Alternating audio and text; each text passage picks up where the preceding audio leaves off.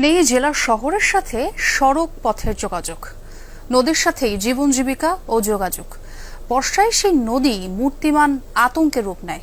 বিলীন হচ্ছে শত শত একর জমি সহ নানা স্থাপনা। মানচিত্র থেকে হারানোর শঙ্কায় বরিশালের মেহেন্দিগঞ্জ উপজেলাবাসী। পানি উন্নয়ন বোর্ডের দাবি, ভাঙন মোকাবেলায় একাধিক প্রকল্প হাতে নেওয়া হয়েছে। নদী ঘেরা বরিশালের মেহেন্দিগঞ্জ উপজেলা, চারপাশে তেতুলিয়া, কালাবদর, মাসকাটা ও মেঘনা। যুগের পর যুগ ধরেই এখানে চলছে ভাঙন।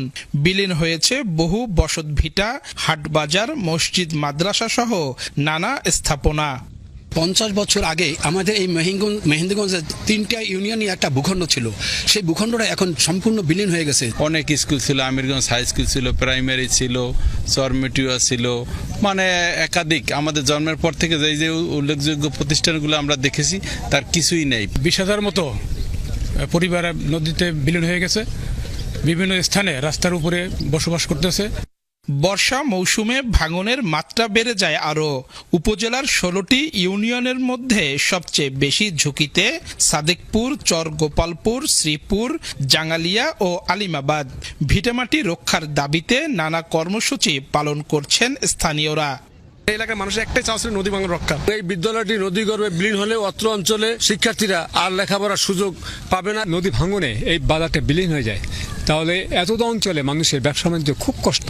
সরকারের কাছে অথবা পানি সম্পদ মন্ত্রণালয়, পানি উন্নয়ন বোর্ডের কাছে একটাই দাবি জানাই, আমাদের এই নদী ভাঙন প্রতিরোধ করে। জেলা প্রশাসন ও পানি উন্নয়ন বোর্ড বলছে, পুরো মেহেন্দিগঞ্জের ভাঙন ঠেকাতে প্রয়োজন কয়েক হাজার কোটি টাকা। 11.5 কিলোমিটার নদীর তীর সংরক্ষণে প্রায় 800 কোটি টাকার দুটি প্রকল্প অনুমোদনের অপেক্ষায় রয়েছে। সাদেকপুর ইউনিয়নের অপোজিটে চর পড়েছে, সেখানে আমরা বিআইডব্লিউটির মাধ্যমে সেখানে যেন ড্রেজিংয়ের মাধ্যমে সেই চরটাকে অপসারণ করলে হয়তো নদীর ভাঙনের তীব্রতা একটু কমে যাবে। আসলে ভাঙনের ব্যাপ্তি প্রচুর অর্থের প্রয়োজন, সংস্থান প্রয়োজন। বিষয়টা আমরা ঊর্ধ্বতন কর্তৃপক্ষকে অবহিত করেছি। যদি পর্যাপ্ত বরাদ্দ এবং এই যেখানে অধিক ঝুঁকিপূর্ণ যে স্থাপনাগুলো নদীর নিকটে, সেই জায়গাগুলোকে আমরা প্রথমে অগ্রাধিকার ভিত্তিতে আমরা অতি দ্রুতই কিছু কাজ বাস্তবায়ন করব। কাউসার হোসেন, যমুনা নিউজ, বরিশাল।